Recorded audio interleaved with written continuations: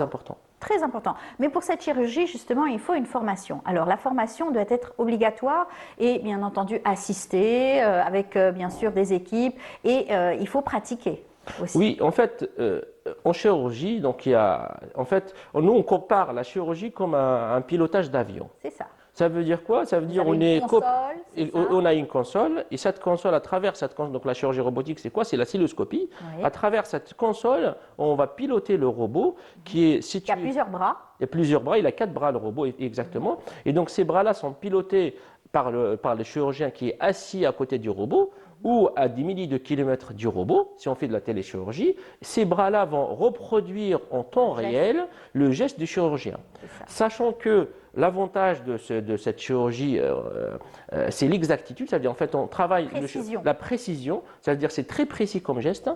Surtout on peut travailler dans un espace qui est très petit par rapport, on peut intervenir dans un petit espace dans le corps qui fait 2-3 cm et où la voie ouverte est très difficile d'accès. Et nous, dans le cas de ma spécialité, l'urologie, il y a la prostate. La prostate est située dans le pubis, c'est un endroit qui est très serré, très fermé et très difficile à disséquer par voie ouverte. Et grâce à cette chirurgie robotique, ça nous permet de préserver les nerfs de l'érection, le sphincter urinaire et surtout bien retirer le cancer sans endommager le pelvis. C'est ça. Donc il y a d'autres spécialités. C'est vrai que la main du chirurgien est vraiment précise aussi, mais pas aussi précise peut-être que le robot en lui-même. Oui, le robot en fait c'est plus précis que la main du chirurgien. Parce que la vision est en 3 dimensions. C'est ça. 3D. Et surtout, elle est en 3D, elle est précise, c'est une vision zoomée. Et l'autre chose, c'est que quand le chirurgien, il y a des endroits très, très difficiles d'accès, et quand le chirurgien fait un geste, surtout les gestes en fait, qu'on voit, nous par exemple, par la cystoscopie standard, c'est des gestes en 2 dimensions. Le robot, lui, on voit les gestes en 3D. Donc le fait de voir les structures en 3 dimensions, on arrive à les disséquer, à faciliter la chirurgie. Voilà, et éviter aussi les erreurs. Hein. Voilà, oui. Les erreurs médicales, il y a des erreurs médicales parce que tout le monde a peur des erreurs médicales. Oui, c'est vrai, il y a des erreurs dans la médecine, il y a l'aléa thérapeutique, il y a des complications qui peuvent arriver sur n'importe quelle chirurgie. Moi, je le dis toujours, un chirurgien qui vous dit qu'il n'a pas de complications, c'est un chirurgien qui n'opère pas. Donc je suis désolé, mais il ne faut pas non plus avoir… Chaque geste est différent, chaque opération chaque geste est différent, mais il faut toujours, le but du chirurgien, c'est de dire il faut toujours éviter la complication et de faire de l'excellence. Et avec la chirurgie robotique, c'est la chirurgie de l'excellence. Voilà. Et c'est la chirurgie de l'avenir. Tout à fait. Et chaque patient est différent. Hein. Donc exactement. Un cas est différent. On ne peut pas dire on opère de la même façon ou tel cas est pareil, etc. C'est vraiment un jeu d'enfant. Non, chaque geste est précis. Et bien sûr, avec la chirurgie robotique, vous arrivez à avoir d'excellents résultats. Donc un patient qui se rétablit rapidement, moins de cicatrices, comme vous le disiez tout à l'heure, et surtout pas d'hémorragie, pas de sang, moins de sang, c'est ça? Exactement. En fait, la chirurgie robotique a des bénéfices à différents niveaux. Déjà pour le patient. Le patient, lui, c'est la douleur post-opératoire, c'est plus important. Ça veut dire qu'il a pas mal en post-opératoire, la récupération rapide en post-opératoire, le séjour hospitalier, ça veut dire au lieu de rester 10 jours dans un hôpital, il reste 24 heures. Et les 9 jours qui restent vont servir à d'autres patients. Comme il y a des crises de lits dans les hôpitaux publics et dans les structures privées, donc ce lit-là va servir pour d'autres patients, pour d'autres spécialistes. Donc on fera des économies sur le séjour hospitalier. Voilà. Donc ça c'est pour le patient. Après pour la structure. La structure, quand on met un robot dans une structure, c'est une image de marque, c'est une image qui est d'attractivité et les patients vont se diriger vers la structure privée ou publique pour se faire opérer parce que tout simplement c'est très bien qu'on produit des opérations d'excellence. Et puis pour le chirurgien, il faut savoir que la chirurgie est un métier pénible. Ça veut dire quoi? On a des problèmes d'arthrose à la fin de la carrière d'un chirurgien. On a des problèmes de dos.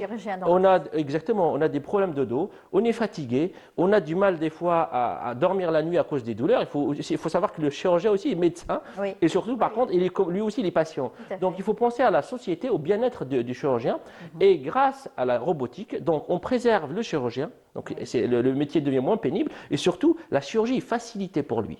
Donc elle est facilitée, elle est aidée par de la technologie qui lui permet de faire d'excellents travail.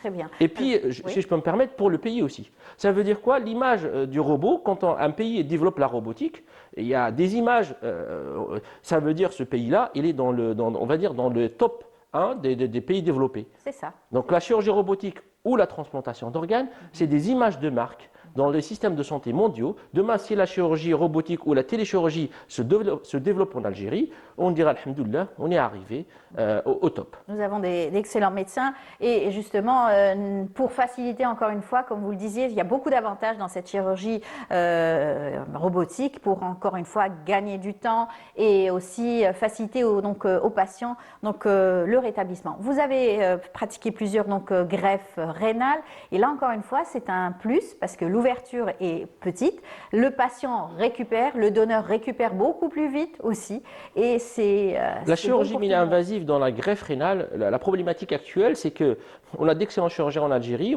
on fait beaucoup de greffes rénales en Algérie, mais par voie ouverte.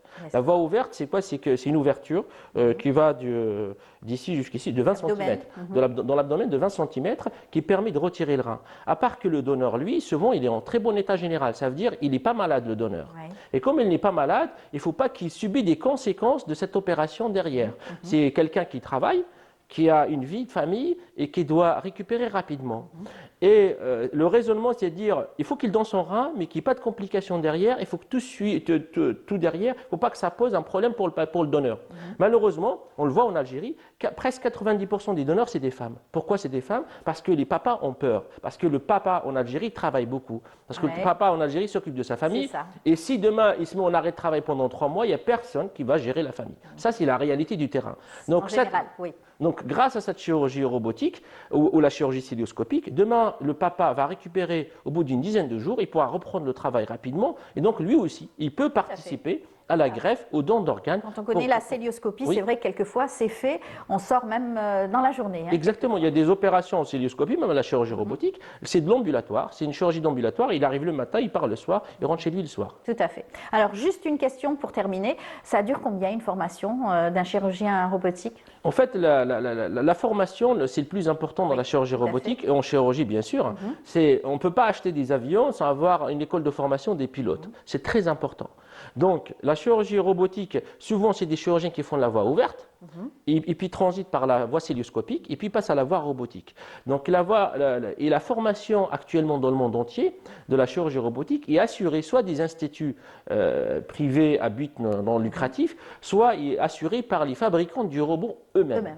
Le problème des fabricants des robots eux-mêmes, par exemple la firme américaine, elle a assuré la formation de A à Z du chirurgien jusqu'à ce qu'il soit autonome. C'est mon cas moi, donc j'ai été accompagné pendant toute ma formation jusqu'à ce que je sois autonome sur la chirurgie robotique. Mais malheureusement, les nouvelles compagnies qui fabriquent le robot n'assurent pas complètement. Elles assurent une partie de la formation, mais pas complètement. Donc ces chirurgiens-là, ils doivent être accompagnés, voire créer une école, Inch'Allah, en Algérie. Donc on est en train de se battre pour créer une école de formation en Algérie pour les chirurgies innovatives et pour aider à former localement les chirurgiens à la chirurgie d'innovation. En tout cas, bon courage.